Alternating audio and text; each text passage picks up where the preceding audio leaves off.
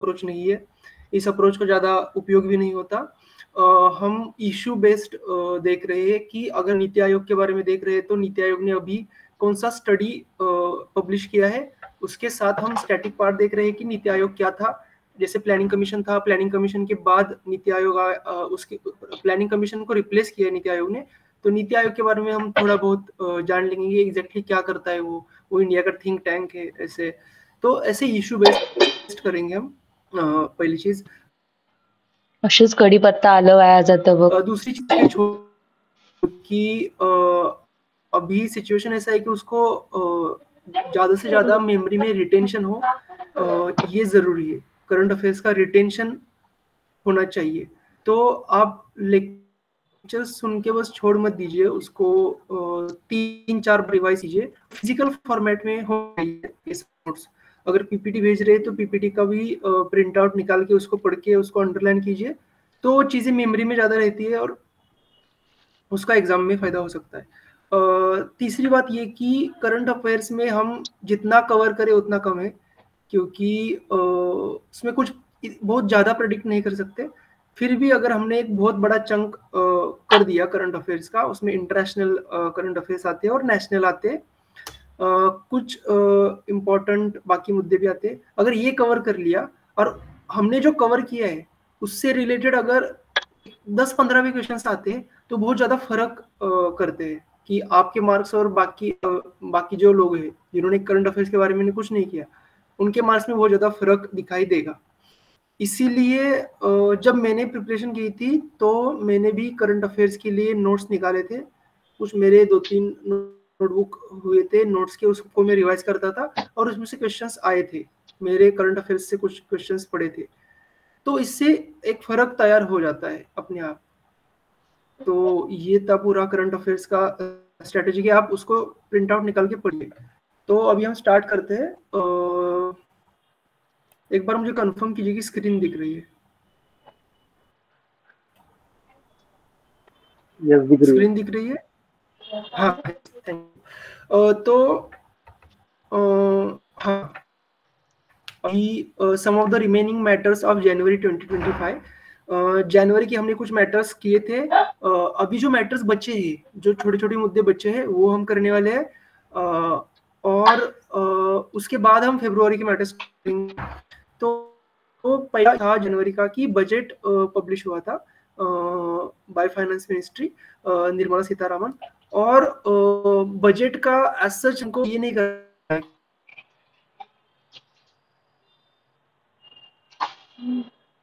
एक बात बजट की इम्पोर्टेंट रह गई कि जो अभी तक नहीं हुआ था, वो चीज ये हुई है कि 12 लाख का जो पर्सनल इनकम टैक्स है उस पर अभी कोई इनकम टैक्स नहीं लगने वाला। इसका मतलब क्या है कि अगर आप नौकरी करने के लिए जा रहे हैं तो अगर आपको साल के 6 लाख रुपए का एवरेज आपका इनकम है तो पहले इसमें टैक्स लगता था, तो पूरे साल में आपके 20 से 30 हजार रुपए इनकम टैक्स में जाते थे। अब ऐसा नहीं होगा। 12 लाख तक का अगर आपको पैकेज है किसी भी कंपनी में या किसी भी जगह पे, तो 12 लाख तक कोई भी इनकम नहीं, किसी भी तरह का इनकम टैक्स नहीं लगेगा। 12 लाख रुपए तक अगर आपको पैसे मिल रहे हैं तो उसमें आपका इनकम टैक्स बिल्कुल नहीं कटेगा। और ये जो चीज है वो मध्यम वर्गीय जिसे कहा जाता है, एक मिडिल क्लास जिसे कहा जाता है, उनके लिए की गई थी। उनका थोड़ा एक्सपेंडिचर बढ़े, इकोनॉमी बूस्ट हो, इसके लिए प्रोविजन की गई है। और ये जो इनकम टैक्स का जो पूरा कैलकुलेशन है, इसमें इनकम लाइक कैपिटल गेन्स। अब कैपिटल गेन्स किसको कहा जाता है कि अगर आपके पास कोई एसेट है और उसको बेच के अगर आपका इनकम आए तो उसमें एक्सक्लूड होगा, मतलब उस पर इनकम टैक्स लगेगा।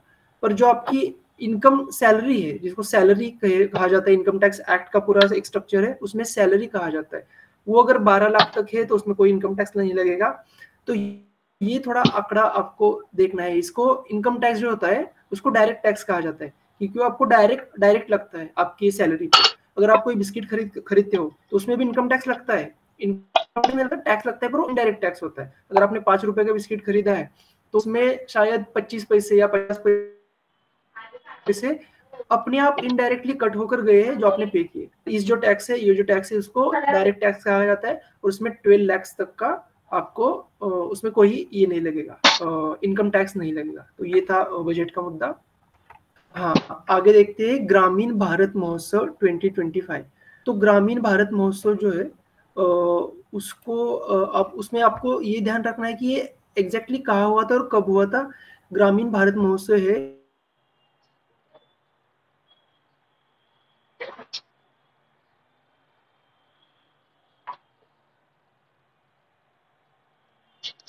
के तरफ से ये उसका पूरा आयोजन किया था। उसकी जो थीम थी वो थीम भी याद रखनी है, building a resilient rural India for विकसित भारत 20। एक अच्छा रूरल इंडिया में ग्रामीण जो भारत है उसका पूरा विकास हो, इसीलिए ये पूरा ग्रामीण भारत महोत्सव किया गया था। उसका मोटो था गांव बड़े देश बड़े, और उसमें जो फोकस्ड एरिया था वो इंफ्रास्ट्रक्चर डेवलपमेंट था।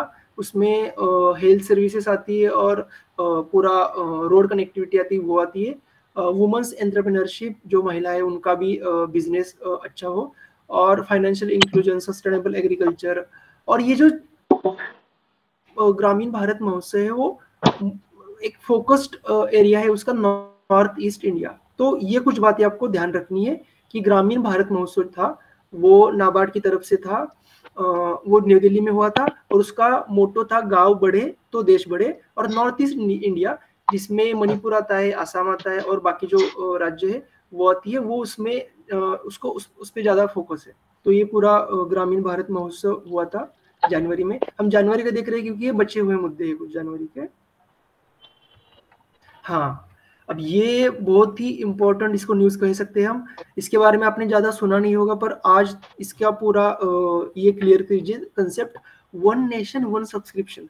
तो ये क्या है बेसिकली स्कीम, जब हम कॉलेज में जाते हैं तो कॉलेज में जाने के बाद अब हमको एक रिसर्च करना पड़ता है।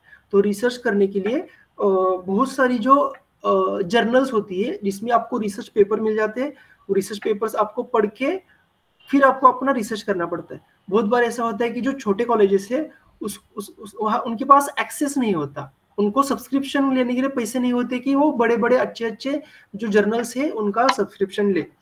फॉर एग्जाम्पल अभी मैं आर्बिट्रेशन पे रिसर्च कर रहा हूँ, तो आर्बिट्रेशन पे हमारे कॉलेज में टाकून द्यायचं जो आहे ते मुझे तुला चाहिए था वो सब्सक्रिप्शन नहीं है। तो मुझे आणि फिर तू कचरा एलएलबी देने ह्याच्यात के दोस्त टाकशील से संपर्क करना आपल्या पड़ा त्या गव्हाच्या सब्सक्रिप्शन के लिए। पिशवीमध्ये. तो मुझे जो मटेरियल चाहिए तो मैंने ले लिया। पर ये जो स्कीम है वन नेशन वन सब्सक्रिप्शन, उसमें क्या होगा कि सेंट्रल लेवल पे पूरे इंडिया के कॉलेजेस के लिए एक ही सब्सक्रिप्शन लिया जाएगा, और उस एक ही सब्सक्रिप्शन से पूरा इंडिया के कॉलेजेस है उसमें हमको रिसर्च जो जर्नल्स होते हैं उनको एक्सेस करने को मिलेगा। तो ये जो इसका बेसिकली हायर एजुकेशन इंस्टीट्यूशंस होते हैं उनके लिए ये बहुत ज़्यादा फायदेमंद रहेगा। उसमें 1.8 करोड़ स्टूडेंट जो है उनको फायदा मिलेगा। उसके साथ 6,300 से ज़्यादा इंस्टीट्यूशन जुड़े होंगे, और इंफॉर्मेशन एंड लाइब्रेरी नेटवर्क जो है यूजीसी का, उसके द्वारा इसको पूरा हैंडल किया जाएगा। इसमें पैसे भी बहुत ज़्यादा खर्च हुए, 6,000 करोड़ तक उसमें ये गया है, पूरा एक्सपेंडिचर गया है। इसमें याद रखने वाली चीज़ ये है कि वन नेशन वन सब्सक्रिप्शन ये किसके बारे में है, जर्नल्स जो होता है उनको एक्सेस करने के लिए है। तो ये बहुत ही इंपॉर्टेंट मुद्दा बन जाता है, क्योंकि अभी हम लॉ स्कूल में जाने वाले, तो वहां पे रिसर्च का माहौल भी बहुत ज्यादा रहेगा। तो ये इम्पोर्टेंट स्कीम है। हाँ, अब हम और थोड़ी स्कीम्स देखते हैं। स्कीम के बारे में पूछा जाता है कि कोई स्कीम का नाम दिया जाएगा, और ये स्कीम बेसिकली किसके लिए है, इसका पर्पस क्या है, ये बेसिकली पूछा जाता है। और डिटेल में ज्यादा नहीं पूछा जाता, तो हम बस पर्पस देखेंगे कि स्कीम का क्या पर्पस है। उजाला स्कीम है, Unnat Jyoti by affordable LED for all. अब हमको पता है कि जो एलईडी बल्ब जो होते हैं उनका एनर्जी कंजप्शन होता है वो बहुत ज्यादा कम होता है। मुझे लगता है अगर 60 वैट का बल्ब हो, तो नॉर्मल बल्ब हो, तो जो एलईडी बल्ब है वो लगभग 7 से 8 वैट में चल जाता है, और उसका पूरा वर्किंग भी अच्छा रहता है। तो एलईडी बल्ब के लिए ये योजना है Ujala Unnat Jyoti by affordable LED for all. ये 2015 में लॉन्च हुई थी, और अभी इसमें थोड़ा और ज्यादा बढ़ोतरी करने की कोशिश की जा रही है। इसके बाद है प्रधानमंत्री कृषि सिंचाई योजना। अब जो सिंचाई वर्ड है वही इसमें इंक्लूड है कि सिंचाई का मतलब होता है पानी देना पौधों को या फिर खेती को। स्क्रीन पुन्हा पुन्हा बंद होते. नाही सर, स्क्रीन चालू आहे. तुमच्या नेटवर्कचा इश्यू असेल, कारण माझ्या इथे स्क्रीन मला पूर्ण दिसतेय. नाही मध्येच दिसते मध्येच बंद होते म्हणून ते ठीक आहे. तर ठीक आहे, आपण मुद्दा बघूयात की प्रधानमंत्री सिंचयी योजना. तर प्रधानमंत्री सिंचयी योजना, तर सिंचयी या शब्दाचा अर्थ आहे की वॉटरचा हा प्रोजेक्ट आहे. आणि हा जो प्रोजेक्ट आहे तो बेसिकली वॉटरचे जे प्रोजेक्ट्स आहेत त्यांना वाढवण्यासाठी ग्रामीण भागामध्ये तयार केला होता, निर्माण केला होता. आणि इरिगेशनची जी इफिशियन्सी आहे ती यामध्ये वाढते. बेसिकली आपल्याला माहित आहे की जी पारंपरिक पद्धत आहे पाणी देण्याची ती आपण बेसिकली हमको पता है कि जो पानी हम देते हैं, जो ट्रेडिशनल मेथड है पानी देने की, वो ट्रेडिशनल मेथड से बहुत ज्यादा पानी वेस्ट होता है. इसीलिए अगर हम मॉडर्न मेथड का यूज करें पानी देने के लिए तो जो पानी की बचत भी बहुत ज्यादा होती है. तो जो सिंचाई वर्ड है वो कोड वर्ड है, उससे आपको पता चलेगा कि ये वाटर प्रोजेक्ट है. यस. अब हम देखेंगे और 3 स्कीम्स. प्रधानमंत्री मुद्रा योजना. अब जो मुद्रा योजना है उसमें भी मुद्रा जो वर्ड होता है उसका मीनिंग होता है पैसे. और जो एमएसएमई होता है, micro and small and medium enterprises, उनको बेसिकली कर्ज देने के लिए ये योजना तैयार की गई थी. बेसिकली एक बिजनेस अच्छा मॉडल तैयार हो इंडिया में, इसके लिए योजना तैयार की गई थी प्रधानमंत्री मुद्रा योजना. अब मुद्रा से आपको पता चल जाए कि मुद्रा मतलब जो होता है उसका मीनिंग होता है कि पैसे. तो ये लोन बेसिकली योजना है, ये स्कीम है. उसके बाद आती है स्वामित्व स्कीम. जो स्वामित्व स्कीम है ये basically drone based property surveys है. अब जो रूरल एरियाज होते हैं उसमें प्रॉपर्टी के बहुत ज्यादा मैटर्स होते हैं और उनमें बहुत ज्यादा ये रहता है, डिस्प्यूट रहता है. तो उनको हल करने के लिए अगर हम मॉडर्न टेक्नोलॉजी का यूज करें तो ड्रोन बेस्ड प्रॉपर्टी सर्वेज है. उससे क्या होगा कि पूरा सर्वे लिया जाएगा और एक इंफॉर्मेशन मिलेगी कि कहाँ पे क्या कैसी प्रॉपर्टी है, उसका डिमार्केशन कैसा है. तो इसके लिए ये स्वामित्व स्कीम थी. अब इसका वर्डिंग थोड़ा मैच नहीं हो रहा है, फिर भी आपको ये याद रखना है. स्वामित्व स्कीम थी. It is a drone based property survey. अब आती है सुकन्या समृद्धि योजना. अब सुकन्या समृद्धि योजना वर्ड से ही पूरा पता चल रहा है. मुस्कानला सांगशील, मुस्कानचा हा कचरा टाकायचा आहे, बाकी हा त्या दोघींचा आहे, त्या दोघी सॉल्व करतील त्यांचा इशू. ये सुकन्या समृद्धि योजना शुरू की थी. यस, इसमें इतना ज्यादा और कुछ देखने लायक नहीं, यही बस इसका ये है, पर्पज है, सुकन्या समृद्धि योजना. आगे देखते हैं हम. हाँ, ये इंटरनेशनल लेवल पे क्वेश्चन है. Nigeria joins BRICS as a partner country. अब ब्रिक्स जो है इसके बारे में हम थोड़ा देखते हैं. ब्रिक्स क्या था? तो ब्रिक्स जो था वो एक कोऑपरेशन ये था, कोऑपरेशन ट्रीटी है, कोऑपरेशन ऑर्गेनाइजेशन है. इसमें फाउंडिंग मेंबर्स कौन कौन है? ब्रिक था पहले, ब्रिक्स नहीं था. एस का मतलब है साउथ अफ्रीका. हम देश देखते हैं उसमें कौन कौन है. ब्रिक्स में से बी ब्राजील है, आर रशिया है, आई इंडिया है और सी चाइना है. पहले ब्रिक था, 2006 में इसका ये हुआ है, फाउंडेशन हुआ है. साउथ अफ्रीका जो है उसने 2010 में ज्वाइन किया है ब्रिक्स. अभी पिछले 4-5 सालों से ये बहुत इंपॉर्टेंट न्यूज है कि पिछले 4-5 सालों से ब्रिक्स में और ज्यादा देश जो है उनको ऐड करने की प्रयत्न किया जा रहा है सभी ब्रिक्स देशों के मार्फत. और उसमें बहुत से देश ऐड भी हुए. फॉर एग्जाम्पल न्यू मेंबर्स जो ज्वाइन हुए वो है Egypt, Iran, UAE, Saudi Arabia और इथियोपिया.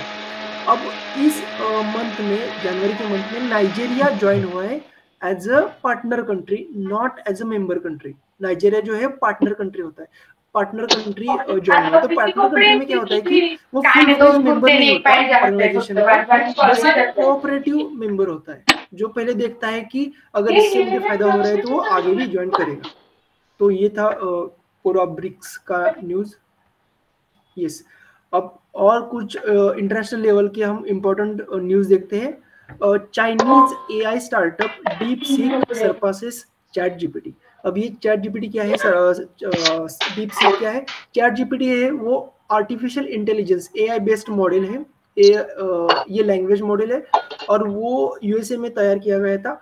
उसको टैकल करने के लिए या फिर उसको थोड़ा ये देने के लिए, चैलेंज देने के लिए चाइना ने अपना खुद का मॉडल तैयार किया है, डीप सीक मॉडल। तो ये जो पूरे AI बेस्ड मॉडल होते हैं, इसको तैयार करने के लिए बहुत ज्यादा एनर्जी लगता है, बहुत ज्यादा डाटा लगता है और बहुत वर्क होता है उसके पीछे, क्योंकि एक पूरा लैंग्वेज मॉडल आपको तैयार करना है। नंतर परत कोण गेलेलं बाथरूम मध्ये बघा, इन्फॉर्मेशन फीड करना पड़ता है। अगर यूजर ने ये पूछ लिया तो क्या उसका आंसर देना है, दूसरी चीज पूछ ली तो क्या आंसर देना है इसके बारे में। तो ये बहुत ये खाता है, अगं नाही खराब नाही झाले ते दूध कंज्यूम करता है। और ये भी ये प्रेडिक्ट किया गया है कि आगे के समय में पूरा जो इलेक्ट्रिसिटी कंजम्पशन है उसमें 20% इलेक्ट्रिसिटी कंजम्पशन ये AI के इसमें होने वाला है, AI के द्वारा होने वाला है। तो ये पूरा AI का ये चल रहा है। इंडिया भी अभी विचार कर रहा है कि खुद का बनवायचे चणे। तो डीप सीक जो है वो चाइना का है। उसके बाद न्यूज आती है इंडिया जॉइन्स नंतर मला फक्त क्लीन करायला अभ्यास कर नाही कापलं मी सगळं, आता फक्त फोडणी द्यायची गवर्न करता है सांगते ये कमिटी। तो उसको इंडिया याच्यात होईल का मुस्कान, यूनाइटेड नेशंस का है, पुरेल ना याच्यामध्ये भरपूर बनवते भरून। स्टैटिस्टिक्स जो होता है वो अलग अलग देशों के जो इंडेक्सेस होते हैं, हमने पिछले वीडियो में देखा था हैंडले इंडेक्स और भी 2-3 इंडेक्स देखे थे। तो इसको इंडिया ने ज्वाइन किया है। ये थी पूरी न्यूज। अगली न्यूज है India to host 28th Commonwealth Parliamentary Conference 2026। अब ये क्वेश्चन आ सकता है कि कॉमनवेल्थ पार्लियामेंट कॉन्फ्रेंस जो है 2026 में ये कौन होस्ट करने वाला है। तो इसका बेसिकली आंसर होगा इंडिया। अब वही कॉमनवेल्थ नेशंस क्या होते हैं? कॉमनवेल्थ नेशंस वो होते हैं जिनपे ब्रिटिश कॉलोनियलिटी जिसको कहा जाता है, इसके ब्रिटिश साम्राज्य कहा जाता है, वो था। तो उसमें कनाडा आता है, इंडिया आता है, उसके बाद पाकिस्तान आता है, ऑस्ट्रेलिया आता है और साउथ अफ्रीका के कुछ देश है। तो ये कॉमनवेल्थ, इनके गेम्स भी होते हैं कॉमनवेल्थ गेम्स। तो हर 2 साल में ये होता है, हर 2 साल में इसका हर 2 साल में ये इट इज बाय नीड, मतलब 2 सालों में इसका ये होता है, कॉन्फ्रेंस होता है। और 2026 में कॉन्फ्रेंस होगा, ये इंडिया होस्ट करेगा। इसका थीम क्या है? AI integration in governance. तो AI बेस्ड बेसिकली ये कॉन्फ्रेंस होगा। आगे देखते हैं। यस, अब स्टार्ट होगा फरवरी के कुछ न्यूज।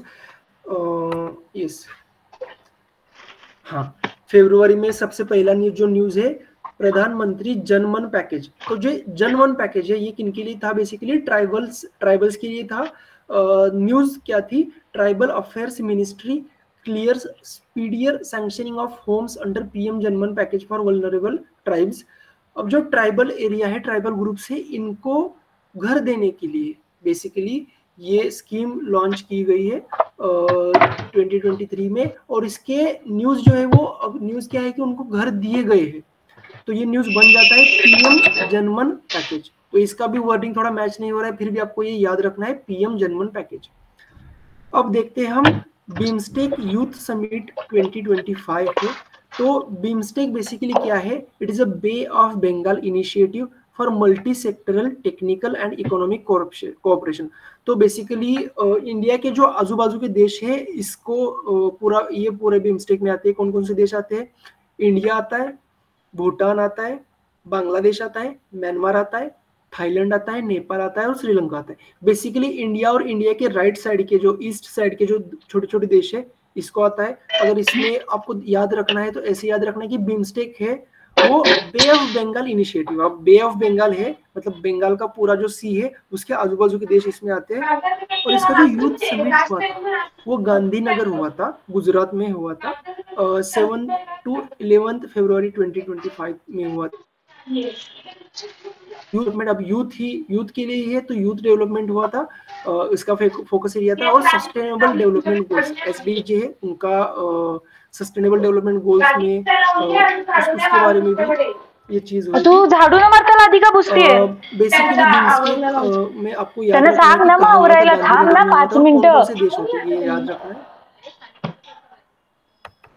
हाँ, अब ये जो न्यूज है AI पेरिस समिट 2025, तो ये जो न्यूज है बहुत इंपॉर्टेंट न्यूज है क्योंकि ये लगभग हर एक जो पूरा कंटेंट है करंट अफेयर्स का, वो हर एक कंटेंट में ये जो न्यूज है ये इसको कवर किया गया है।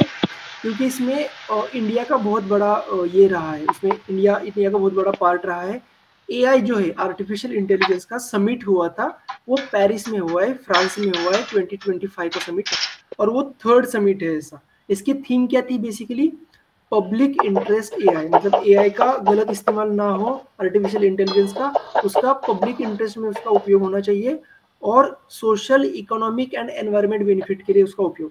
इसमें हुआ क्या था बेसिकली कि इंडिया और फ्रांस का second AI policy round table हुआ था। तो उसमें इंडिया और फ्रांस का बेसिकली राउंड टेबल कॉन्फ्रेंस हुआ था। उसमें बहुत सी चीज़ें बाहर आई थी, और इसमें इंडिया का भी बहुत ज़्यादा फायदा होने वाला है अगर इंडिया ने डिसाइड किया कि खुद का एआई मॉडल उसको डेवलप करना है। तो ये बेसिकली न्यूज़ है। एआई समिट जो है वो पेरिस में हुआ है, फ्रांस में हुआ है, और उसमें India France second round table conference हुआ है। अगली जो न्यूज़ है वो एक छोटी सी न्यूज़ है, आप उसको देखिए कि मुकेश अंबानी है, उन्होंने एशिया की जो वेल्दिएस्ट फैमिलीज है उसमें टॉप किया है। बेसिकली एशिया के जो फैमिली वेल्दिएस्ट फैमिलीज है उसमें मुकेश अंबानी जी है, उन्होंने टॉप किया है। अब देखते हैं कि नीति आयोग जो है उसमें क्या हलचल हुई है। नीति आयोग जो है उसने एक बेसिकली एक स्टडी पब्लिश किया है। उस स्टडी क्या है? Policy report on state public universities. अब यूनिवर्सिटीज इसमें पूरी इन्वॉल्व है, इसका मतलब ये एजुकेशनल इंस्टीट्यूशंस है और एजुकेशनल यूनिवर्सिटीज है, इसके बारे में ये रिपोर्ट है। ये पहला ऐसा रिपोर्ट है, अभी तक ऐसा रिपोर्ट नहीं आया था, ये पहला है, इसीलिए ये न्यूज में है। नीति आयोग और DHE department of higher education है, इन दोनों ने मिलकर ये रिपोर्ट तैयार किया है। उसमें क्या किया गया है? Basically quantitative analysis of quality, funding, governance, employability और पास्ट डिकेड। अब जो ये पूरा क्वांटिटेटिव एनालिसिस है, ये किसके बारे में हम देखते हैं? एजुकेशनल इंस्टीट्यूशंस है इंडिया के, उनकी हालत बहुत ज़्यादा खराब है। पूरे वर्ल्ड में टॉप 100 एजुकेशन इंस्टीट्यूशंस में इसमें इंडिया का एक भी नहीं आता। इसीलिए इंडिया के एजुकेशनल इंस्टीट्यूशन से उसको सुधार करना बहुत ज़्यादा आवश्यक है। इसीलिए इन पे रिसर्च हुआ है, और वो रिसर्च एक रिपोर्ट के बेसिस पे ये किया गया है, पब्लिश किया गया है नीति आयोग के मार्फत। हमको पता है नीति आयोग जो है इंडिया का हाईएस्ट थिंक टैंक है, और अभी इंडिया ने NEP न्यू एजुकेशन पॉलिसी भी लॉन्च की थी 2020, और अपना पूरा विजन है कि विकसित भारत को 2047 तक। 2047 क्यों? क्योंकि उसमें आज़ादी को 100 साल हो जाते। तो ये पूरा इसका मैटर था कि इंडिया में एजुकेशन सिस्टम बेटर हो, इसके लिए नीति आयोग ने रिपोर्ट पब्लिश किया गया है। इसमें 80 पॉलिसी रिकमेंडेशंस दी है। अब ये गवर्नमेंट पे है कि उसमें से कौन सा स्वीकार करना है, कौन सा इस पे काम नहीं करना है बेसिकली। तो ये था इसका न्यूज़। अब ये न्यूज़ थोड़ा सा आपको वर्बोज लग सकता है, ये याद रखने में थोड़ा मुश्किल लग सकता है। ये क्या है बेसिकली? तो इंडिया और बाकी जो देश है इनके जो मिलिट्री एक्सरसाइजेस होते हैं वो होते हैं। तो इसके बारे में सवाल आता है क्या? उसमें इसके बारे में सवाल आता है। क्या आता है सवाल? बेसिकली क्वेश्चंस आते हैं कि अगर देश का नाम देंगे कि इंडिया और इजिप्ट का मिलिट्री एक्सरसाइज, उसका क्या नाम है? या फिर क्वेश्चन आ सकता है कि मिलिट्री एक्सरसाइज का नाम दिया जाए, और आपको बताना है कि इंडिया ने कौन से देश के साथ ये मिलिट्री ये किया है, मिलिट्री इसको बोलते हैं एक्सरसाइज किया है। तो आपको इसको पढ़ना है, बार बार पढ़ना है, तो आपको याद रह जाएगा। इंडिया और मालदीव्स का पहला बात करेंगे हम, मिलिट्री एक्सरसाइज हुआ है। इसका जो नाम है वो है एक्वेरिन। मालदीव्स की जो कुछ भी लैंग्वेज होगी उसका ये है, इसका वर्ड है, इसका मतलब होता है फ्रेंड्स। तो ये इंडिया और मालदीव्स के बीच हुआ था। उसका लोकेशन भी आप देख लीजिए। इंडिया और इजिप्ट का दो हुए हैं। तो इसमें साइक्लोन 2025 हुआ है, और साइक्लोन 3 ऐसा भी उसका एक्सरसाइज हुआ है। धर्म गार्डियन, ये जो बेसिकली है एक्सरसाइज, वो इंडिया और जापान के बीच हुआ है। इसमें याद रखने वाली मैंने पहले बताया कि दो चीजें हैं, कौन से दो देशों के बीच हुआ और कौन सा बेसिकली एक्सरसाइज था। इसको आपको बार बार पढ़ने के अलावा कोई ऑप्शन नहीं है, बार बार पढ़ के ही आपको ये याद रहेगा। हाँ, अब ये जो न्यूज है वेटलैंड्स की, ये न्यूज हर साल आती है। इसका रीजन है कि वर्ल्ड वेटलैंड्स डे है, वो 2 फरवरी को आता है। और जो कोई भी एंट्रेंस एग्जाम हो, वो एंट्रेंस एग्जाम आता है अप्रैल मई में। तो इसीलिए वर्ल्ड वेटलैंड्स डे हर साल इसमें हर साल वो करंट अफेयर्स का पार्ट बनता है। तो हम देखेंगे कि बेसिकली वर्ल्ड वेटलैंड्स डे क्या है। तो वर्ल्ड वेटलैंड्स डे जो है 2 फरवरी का, उसको आपको याद रखना है, 2 फरवरी में हुआ था। इसका जो थीम था वो थीम था protecting wetlands for our common future. तो वेटलैंड बेसिकली क्या होता है कि एक ऐसी जगह होती है जहाँ पे बेसिकली पानी होता है और बायोडाइवर्सिटी बहुत ज्यादा होती है। तो जहाँ पे बायोडाइवर्सिटी होती है, बहुत ज्यादा एनिमल्स, उसमें एक्वाटिक एनिमल्स आ गए, उसमें पंछी जो होते हैं, बर्ड्स जो होते हैं वो आ गए, तो वो अगर इन्वॉल्व हो तो उस जगह को प्रोटेक्शन देना बहुत ज्यादा जरूरी है, क्योंकि बायोडाइवर्सिटी है वो बहुत ज्यादा कम हो रही है। अब कोई अगर आप जर्नल देखोगे, न्यूज देखोगे, तो उसमें आपको दिखेगा कि समंदर जो है उसमें से जो मछलियां है वो बहुत हद तक कम हुई है, वो 30 to 40% कम हुई है। जो इसको नदियां बोलते हैं, नदियां में जो नदी में भी जो मछलियां होती है वो बहुत ज्यादा फिशिंग की वजह से कम हुई है। इसलिए बायोडाइवर्सिटी का प्रोटेक्शन करने के लिए ये वर्ल्ड वेटलैंड डे मनाया जाता है, 2 फरवरी को होता है। उसका थीम हमने देख लिया। अब हम आगे का थोड़ा पार्ट देखते हैं। हाँ, रामसार कन्वेंशन है वर्ल्ड वेटलैंड के लिए। तो बेसिकली क्या हम देखेंगे कि क्या रामसार है। तो वेटलैंड्स में हम देखेंगे कि क्या क्या आता है। Mangroves, rivers, lakes, flooded forest, marine areas जो है वो आते हैं। उसमें बहुत ज्यादा बायोडाइवर्सिटी है। और रामसार बेसिकली क्या है, रामसार जो है वो सिटी है, एक ईरान की सिटी है। तो रामसार में ये कन्वेंशन, रामसार जो है, न्यूज बेसिकली क्या है कि रामसार साइट्स होती है, मतलब जो वेटलैंड है उसकी साइट होती है, उसको रिकॉग्नाइज किया जाता है और उसको प्रोटेक्ट किया जाता है। न्यूज बेसिकली ये है कि इंडिया में इस साल 4 न्यू रामसार साइट्स है वो ऐड हुई है। तो इंडिया में टोटल रामसार साइट्स कितने हैं, 89। तो पूरे एशिया, पूरा एशिया कंटिनेंट है उसमें सबसे हाईएस्ट अपना नंबर है, और ग्लोबली 3rd नंबर है अपना। ग्लोबली फर्स्ट किसका है, यूके का। यूके में 176 रामसार साइट्स है। इंडिया का फर्स्ट रामसार साइट जो है वो था चिलिका लेक, ओडिशा। आगे हम रामसार कन्वेंशन के बारे में देखते हैं। हाँ, ईरान जो है उसमें रामसार कन्वेंशन ये किया गया था, अडॉप्ट किया गया था 1971 में, जो फोर्स में आया था 2 फरवरी 1975 में। क्योंकि ये 2 फरवरी को फोर्स में आया था, इसीलिए वर्ल्ड रामसार डे है वो 2 फरवरी को मनाया जाता है। पर इंडिया जो है उसने 1982 को ये अडॉप्ट किया था। तो बेसिकली ये इंटर गवर्नमेंटल ट्रीटी है, ऑर्गेनाइजेशन नहीं है, ये ट्रीटी है। ट्रीटी जो होता है वो अगर किसी देश ने अडॉप्ट कर दिया तो उस देश को उस पॉइंट पे काम करना होता है। तो इंडिया भी काम कर रहा है वेटलैंड्स, इस पे, वेटलैंड के प्रोटेक्शन पे। वेटलैंड बेसिकली इसमें याद रखने वाली कौन कौन सी चीजें है। रामसार कन्वेंशन किसके बारे में है, वेटलैंड के बारे में। इंडिया में 89 रामसार साइट्स है, और एशिया में फर्स्ट नंबर आता है इंडिया का, 3rd नंबर आता है पूरे वर्ल्ड में इंडिया का, वर्ल्ड में फर्स्ट नंबर आता है यूके। तो ये पूरा रामसार कन्वेंशन है। हाँ, international day of zero tolerance for FGM, female genital mutilation. तो what is female genital mutilation? It is a partial और total removal of female genitalia for non medical reason. तो इसमें क्या बेसिकली ये है, concept है कि फीमेल जेनिटल म्यूटिलेशन है ये कुछ ऐसी कम्युनिटीज है इंडिया में, मुस्लिम कम्युनिटीज के बीच में भी कुछ ऐसी सिलेक्टिव कम्युनिटीज है, और पूरे वर्ल्ड में बहुत सारी कम्युनिटीज है वो ये करती है फीमेल जेनिटल म्यूटिलेशन। इसमें फीमेल का जो जेनिटेलिया का जो पार्ट होता है वो कट किया जाता है। इसे कल्चरल प्रैक्टिस के तौर पे देखा जाता है, पर it is a violation of human right. तो ये बेसिकली फिजिकल, साइकोलॉजिकल और सोशल हार्म है। तो इसका जो डे है इसको याद रखना है आपको, 6 फरवरी को ये है, इसका डे है। और ये पूरा ग्लोबल इश्यू है, पूरा इंडिया का इश्यू नहीं है। ये अफ्रीकन देशों में भी होता है, ये मिडिल ईस्ट देशों में बहुत ज्यादा होता है, एशियन देश, लैटिन अमेरिका जिसे कहा जाता है, जिसे साउथ अमेरिका कहा जाता है, उसमें बहुत ज्यादा होता है। इमिग्रेंट्स है उनमें बहुत ज्यादा होता है, जो बाहर के देशों से लोग आते हैं वेस्टर्न नेशंस में, उनमें बहुत ज्यादा होता है। इसीलिए इंडिया में भी बैन है। इंडिया में सुप्रीम कोर्ट ने एक जजमेंट में बोला गया है female genital mutilation is against constitution of India. तो ये पूरा मुद्दा था। 6 फरवरी को ये इसका दिन मनाया जाता है कि इसको टॉलरेट हम ना करें। हाँ, अब एरो इंडिया 2025। अब एरो इंडिया क्या है? बेसिकली एरो इंडिया है वो एक एयर शो है, और इस एयर शो में बहुत सारे जो देश है उन्होंने पार्ट लिया है।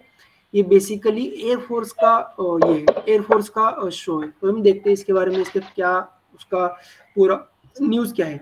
तो 10 फरवरी को हुआ था एरो इंडिया का एयर शो, बेंगलोर में हुआ था। उसका थीम था रनवे टू बिलियन अपॉर्चुनिटीज। और इसका बेसिकली ये क्या है, उसमें बेसिकली इसमें इम्पोर्टेंस क्या है? इम्पोर्टेंस ये है कि पूरा जो एयरफोर्स होता है वो अलग अलग देश के एयरफोर्स आए और अपने जो पूरे व्हीकल्स है, एयरफोर्स की व्हीकल्स है, उनका प्रदर्शन करें।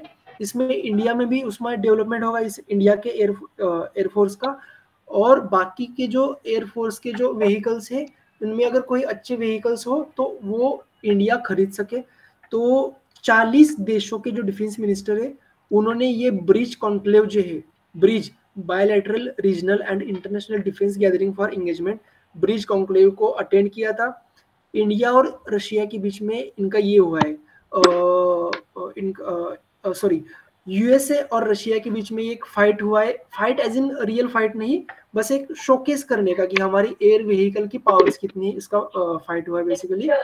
तो याद रखने वाली चीजें हैं, एरो इंडिया 2025 बेंगलुरु में हुआ था और ये एयर शो है। आगे का न्यूज देखते हैं हम। Obscenity laws in India recent YouTube controversy. अब ये बहुत लोगों को इस कंट्रोवर्सी के बारे में पता होगा। ऑब्ससीनिटी लॉ, रणवीर अलाहाबादिया और समय रैना एक शो में गए थे, इंडियाज गॉट टैलेंट। उन्होंने उस शो में उन्होंने एक ऑब्सीन रिमार्क किया था। उस रिमार्क को लेके पूरे देश में बहुत ज़्यादा मैटर हुए थे। उसमें बहुत ज़्यादा एक इशू बनाया था कि ऑब्ससीनिटी लॉज के बारे में। बहुत सारे लॉ स्कूल्स हैं उनमें इस पे डिबेट्स हुए, हमारे कॉलेज में भी हुए इसमें डिबेट्स की। बेसिकली रीजनेबल रिस्ट्रिक्शंस है, उसमें ये आता है कि नहीं आता। अगर रणवीर अलाहाबादिया है उसने जो कमेंट किया है बस उसी को टारगेट कर रहे हैं, या फिर और भी कमेंट्स है, और भी बहुत सारी कमेंट्स होती है इस पे सोशल मीडिया प्लेटफॉर्म पे, उनको क्यों टारगेट नहीं किया जा रहा? तो इसमें बेसिकली ये हुआ था, पूरा इशू हुआ था। पर इससे हमारा स्टॅटिक पार्ट कौन सा कवर होता है? 3 लॉज है, थोड्या वेळात देते, आता मला फक्त माझं लेक्चर रेकॉर्ड होऊ दे मग देते, कारण ना मग लेक्चर रेकॉर्ड करायला इशू, नाम पता होना बहुत ही ज्यादा इम्पोर्टेंट है। इसके नाही लागतं, मी देते तुला, फक्त माझं हे होऊ दे। आईपीसी था इंडियन पिनल कोड, उसको बदल के उसका नाम क्या किया गया है? भारतीय न्याय संहिता 2023। सीआरपीसी है, क्रिमिनल प्रोसीजर कोड, इसको बदल के इसका नाम किया गया है भारतीय नागरिक सुरक्षा संहिता बीएनएसएस। और इंडियन एविडेंस एक्ट है, इनका नाम बदल के कर दिया है भारतीय साक्ष्य अधिनियम। ये संहिता नहीं है, ये अधिनियम। तो इनको आपको याद रखना है, इनका पता होना चाहिए कि किसको बदल के क्या किया है। इसमें कंफ्यूजन नहीं होना चाहिए। शांत बसा, आता झालं ना। सीआरपीसी और इंडियन एविडेंस एक्ट तीनों को बदल दिया है। आपले काहीतरी झाले की झाल्या सुरू एकदम। नागरिक सुरक्षा संहिता और भारतीय साक्ष्य अधिनियम ये आए हैं, तो इनको याद रखना है। भानपुर बायका। आगे देखते हैं, evolution of Lokpal and Lokayukta and recent supreme court stay. तो लोकपाल लोकायुक्त का क्या मैटर है इसके बारे में हम देखेंगे कि सुप्रीम कोर्ट ने अभी कौन सी जो बेसिकली सुप्रीम कोर्ट का ऑर्डर क्या है ये हम देखेंगे। उसके साथ ही हम स्टैटिक पार्ट देखेंगे कि लोकपाल और लोकायुक्त का क्या मुद्दा हुआ था। बेसिकली लोकपाल और लोकायुक्त जो है वो anti corruption statutory ombudsman institution है। तो लोकपाल जो होता है वो सेंट्रल लेवल पे होता है, लोकायुक्त होता है वो स्टेट लेवल पे होता है। लोकपाल और लोकायुक्त एक्ट अन्ना हजारे जो थे उन्होंने एक एंटी करप्शन मूवमेंट ये किया था, उन्होंने उपोषण किया था दिल्ली के एक मैदान है वहां पे। तो वो उपोषण के बाद वो एक्ट आया 2013 में आया सेंट्रल लेवल पे। पर महाराष्ट्र में 1972 में इस एक्ट को अडॉप्ट किया गया था। महाराष्ट्र ऐसा पहला स्टेट है जिसने लोकपाल को लोकायुक्त एक्ट है उसको अडॉप्ट किया है। महाराष्ट्र का जो एक्ट है बहुत मिलता जुलता है सेंट्रल लेवल का एक्ट। तो 2013 को इस एक्ट के बारे में ये किया था। तो न्यूज़ क्या है बेसिकली, न्यूज है कि जो लोकपाल है उसने ऑर्डर किया है, ऑर्डर क्या किया है कि पब्लिक सर्वेंट की जो डेफिनेशन है उस डेफिनेशन में हाई कोर्ट जजेस भी आते हैं। तो अगर हाई कोर्ट जजेस आते हैं पब्लिक सर्वेंट की डेफिनेशन में तो उन पे इन्वेस्टिगेट किया जाएगा करप्शन के मामलों में। तो सुप्रीम कोर्ट ने स्टे दिया है इस ऑर्डर पे कि आप पब्लिक सर्वेंट के अंडर हाई कोर्ट जजेस को नहीं ला सकते। उसका रीजन क्या दिया है, it is a separation of power. अगर जुडिशरी के अंदर कोई इशू हो रहा है तो उसको जुडिशरी खुद सॉल्व करेगी। ये था ये मुद्दा, ये जुडिशियल ऑटोनॉमी जिसको कहा जाता है, जुडिशियल सेपरेशन जिसको कहा जाता है, उस सेपरेशन हो इसके लिए सुप्रीम कोर्ट ने इस पे स्टे लगाया है। ये बेसिकली इंपॉर्टेंट न्यूज बनता है क्या, तो बनता है ये क्या है एग्जैक्टली जो स्पेस है, स्पेस एजेंसीज है, उसमें दो टाइप्स की एजेंसी होती है, गवर्नमेंटल एजेंसी और प्राइवेट स्पेस एजेंसी। स्पेस को गवर्न करने के लिए बहुत से देशों ने ट्रीटी साइन की है, इसको मून ट्रीटी, एक मून ट्रीटी करके है, वो भी साइन किया गया है। तो ये ट्रीटी बहुत ज्यादा इंटरेस्टिंग पॉइंट्स है। इंटरेस्टिंग इसलिए है क्योंकि इसमें बहुत सारे इंटरेस्टिंग पॉइंट है। फॉर एग्जांपल अगर कोई ये है एस्ट्रोनॉट है और वो अगर लैंडिंग करता है पृथ्वी पर, अर्थ पर लैंडिंग करता है, और वो अगर किसी देश में अगर उसको इमरजेंसी उतरना पड़े तो वो जो देश है वो उसको पूरा प्रोटेक्शन देगा। ये इसका ये है बेसिकली एक प्रोविजन में आपको बता दिया। तो स्पेस जो एजेंसीज है उसमें प्राइवेट स्पेस एजेंसीज भी काम कर रही है। इलॉन मस्क का स्पेसएक्स जो है वो प्राइवेट एजेंसी है। अभी आपने न्यूज देखा होगा कि सुनीता विलियम्स है, उनको आईएसएस इंटरनेशनल स्पेस स्टेशन से वापस लाने के लिए जो ये यूज हुआ था, स्पेसक्राफ्ट यूज हुआ था, वो स्पेसक्राफ्ट इलॉन मस्क के स्पेसएक्स ने तैयार किया था। तो अब ये न्यूज क्या है, axiom mission 4 India first private space flight participant. तो ये 4 लोग हैं, वो मुझे लगता है 3 देशों के लिए 3 दिन के लिए जाने वाले स्पेस में, उनमें वो रिसर्च करने वाले हैं। तो उसमें इंडिया का जो ग्रुप कैप्टन है शुभांशु शुक्ला, इंडियन और एयरफोर्स में वो है शुभांशु शुक्ला, वो ज्वाइन होने वाले हैं।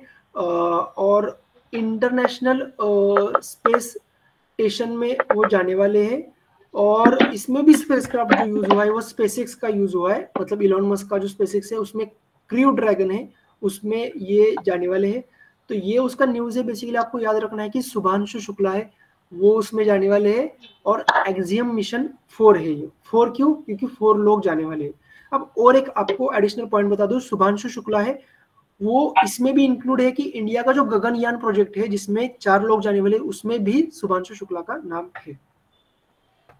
आगे देखते हैं, ये भी बहुत ही ज्यादा इंपॉर्टेंट न्यूज है, यूनिफॉर्म सिविल कोड।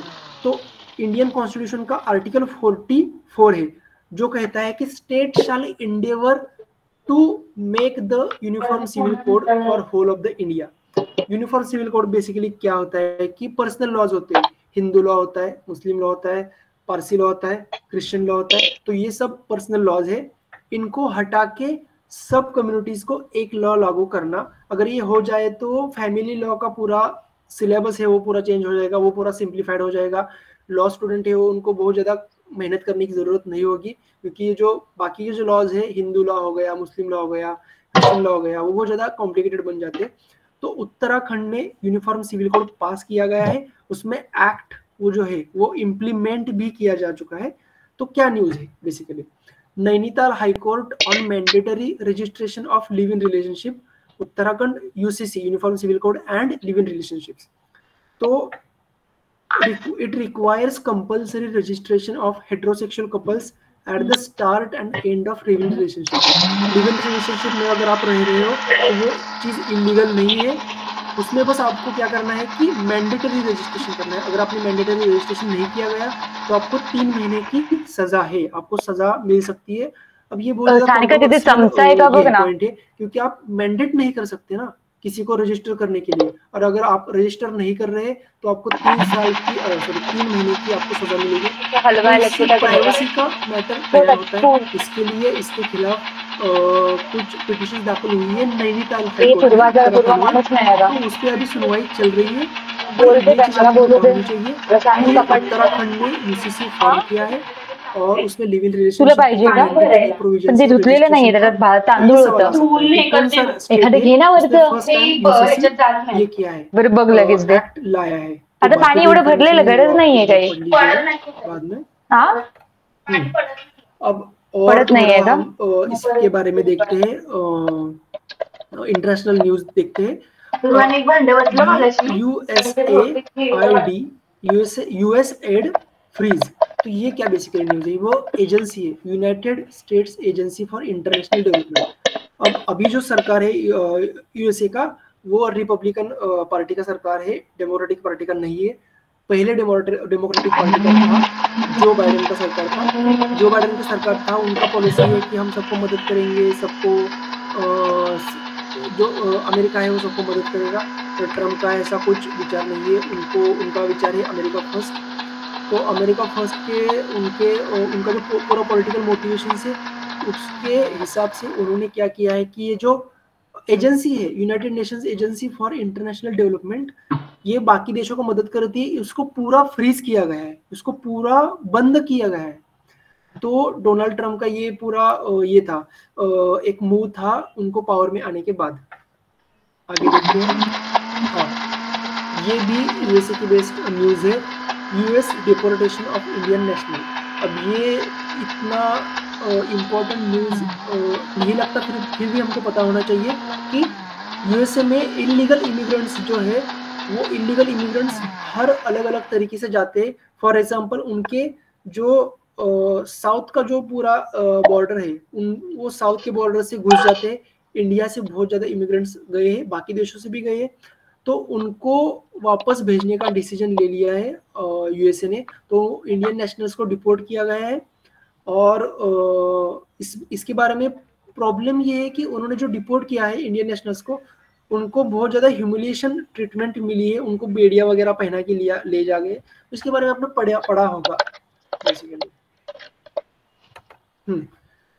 ये न्यूज़ भी इम्पोर्टेंट बनता है. ये न्यूज़ स्टेट लेवल पे भी इम्पोर्टेंट है और इंटरनेशनल लेवल पे भी इम्पोर्टेंट है. तो यूनेस्को का वर्ल्ड हेरिटेज स्टेटस होता है. उसके लिए महाराष्ट्र सरकार है वो प्रयत्न कर रही है कि Chhatrapati Shivaji Maharaj forts, Maratha military landscape. Maratha military landscape ये बेसिकली क्या है कि छत्रपति शिवाजी महाराज जो 1630 मतलब 17th सेंचुरी से 19th सेंचुरी तक जो पूरे फोर्ट जो इसको कहा जाता है, वो इसका डेवलपमेंट हुआ था. वो डेवलपमेंट बहुत ज़्यादा स्ट्रेटेजिकली, बहुत स्ट्रेटेजिक एक डिफेंस सिस्टम तैयार की गई थी. तो उसमें 12 फोर्ट से उनको यूनेस्को के वर्ल्ड हेरिटेज में स्थान मिले, उनको मान्यता मिले. इसलिए प्रयत्न किया जा रहा है. महाराष्ट्र से वो स्टेट पूरा लिस्ट दिया गया है, मैंने लिस्ट दिया है पीपीटी में. और तमिलनाडु में जिंजी करके एक ये है फोर्ट है, उसको भी ऐड करने की ज़रूरत है. तो रायगढ़ जो है नाम का है, रायगढ़ के लिए विशेष प्रयत्न किया जा रहा है. रायगढ़ का आप अगर नाम याद रख ले तो बहुत बड़ी चीज़ है. तो ये था इसका पूरा न्यूज़ यूनेस्को का. आगे हम थोड़ा देखते हैं आगे की न्यूज़. यस, ये बहुत ज़्यादा इम्पोर्टेंट न्यूज़ है. अभी कौन से इसमें क्वेश्चन आ सकता है कि हाल ही में कौन सा ऐसा राज्य है जिसमें प्रेसिडेंट रूल लागू किया गया है. तो मणिपुर में प्रेसिडेंट रूल लागू किया गया है. The state assembly has been suspended after the chief minister's resignation. Chief minister जो है उन्होंने रेजिग्नेट किया है, रेजिग्नेशन दिया है. तो उनके रेजिग्नेशन के बाद आर्टिकल 356 जो उसमें दिया है इसके प्रोविजंस, प्रेसिडेंट रूल के प्रोविजंस. तो प्रेसिडेंट रूल लागू किया है. लॉ एंड ऑर्डर सिचुएशन तैयार हुई है मणिपुर में. तो आपको हम सबको पता है कि पिछले एक से मुझे लगता है 2 से 3 सालों से मणिपुर जो है उसमें बहुत ज़्यादा प्रॉब्लम्स ये हुई है, इमर्ज हुई है. 2 कम्युनिटीज है, कुकीज़ो कम्युनिटी एंड मैतेई कम्युनिटी. तो इनके बीच बहुत ज़्यादा कॉन्फ्लिक्ट हुआ है. ये कॉन्फ्लिक्ट इस तरीके से बढ़ गया है कि पूरा डिवाइड हो चुका है मणिपुर. अभी 2 ऐसे कह सकते हैं कि 2 कम्युनिटीज में डिवाइड हुआ है और उसमें प्रेसिडेंट रूल लागू किया है. आगे हम देखते हैं एक स्कीम है, स्वावलंबिनी स्कीम है, वुमन एंटरप्रेन्योरशिप इनिशिएटिव. अब स्वावलंबिनी स्कीम क्या है? इसमें भी इसका जो वर्डिंग है इसमें पता चल जाता है कि स्वावलंबिनी ये वुमेन्स के लिए बेसिकली स्कीम है। और उसमें और एक पॉइंट क्या है कि नॉर्थ ईस्ट के जो राज्य है, नॉर्थ ईस्ट के राज्यों की जो HEI है, हायर एजुकेशन इंस्टीट्यूशन से उनमें स्थान दिया जा रहा है वुमेन्स को, वुमेन्स एंटरप्रेन्योर्स को। ये जो पूरा स्वावलंबिनी इनिशिएटिव है वो ministry of skill development and entrepreneurship in collaboration with नीति आयोग और मिनिस्ट्री ऑफ स्किल डेवलपमेंट, इन दोनों के कोलैबोरेशन में ये स्कीम लॉन्च की गई। तो इसके बारे में पूछा जा सकता है, 3 चीजें पूछी जा सकती है। स्वावलंबिनी स्कीम, इसका नाम पूछा जा सकता है, किसके लिए है, वुमेन एंटरप्रेन्योरशिप्स के लिए है,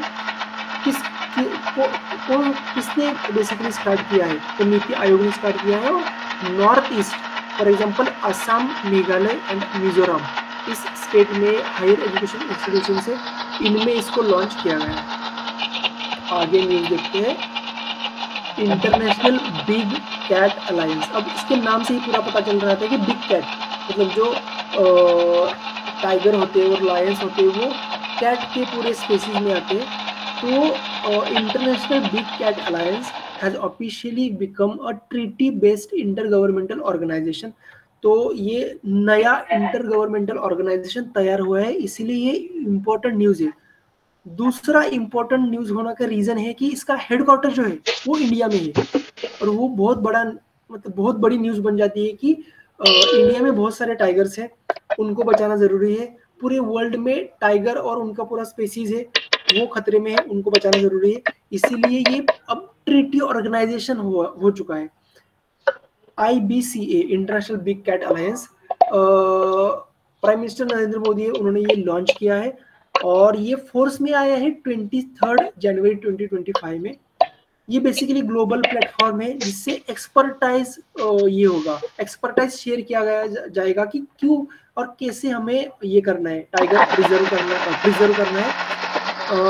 ये इसका इम्प्लीमेंटेशन कौन करेगा ये हम देखते हैं। नेशनल टाइगर कंजर्वेशन अथॉरिटी है और ministry of environment, forest and climate change ये अथॉरिटी है, ये इसको पूरा गवर्न करेगा। तो ये बहुत इंपॉर्टेंट न्यूज बन जाता है क्योंकि इसका हेडक्वार्टर इंडिया में है। ये अपना लास्ट का मुद्दा है फरवरी का कि ग्रैमी अवार्ड जो है वो बहुत सारी इसमें दिया जाता है, कैटेगरीज में दिया जाता है। तो Grammy award album of the year जो अवार्ड है वो बियॉन्से को दिया गया है फॉर काउबॉय कार्टर। फोटो में आप देख सकेंगे कि राइट साइड में जो है वो बियॉन्से है, टेलर स्विफ्ट जो है उसको अवार्ड दे रही है। तो ये एक लास्ट का स्लाइड था न्यूज का। यस, तो ये बेसिकली फरवरी के न्यूज थे। फरवरी के न्यूज हो चुके हैं, अगर कुछ बचे हैं तो अब हम वो न्यूज हम अगले इसमें देखेंगे, मार्च की भी देखेंगे। और अगर हमको टाइम परमिट किया है और टाइम अगर परमिट करता है तो हम दिसंबर के और नवंबर के जो इम्पोर्टेंट न्यूज है वो भी देखेंगे। उसके अलावा जो पिछले 1 सालों में बहुत इंपॉर्टेंट न्यूज हुई वो भी हम देखेंगे। तो ये था बेसिकली आज का पूरा लेक्चर।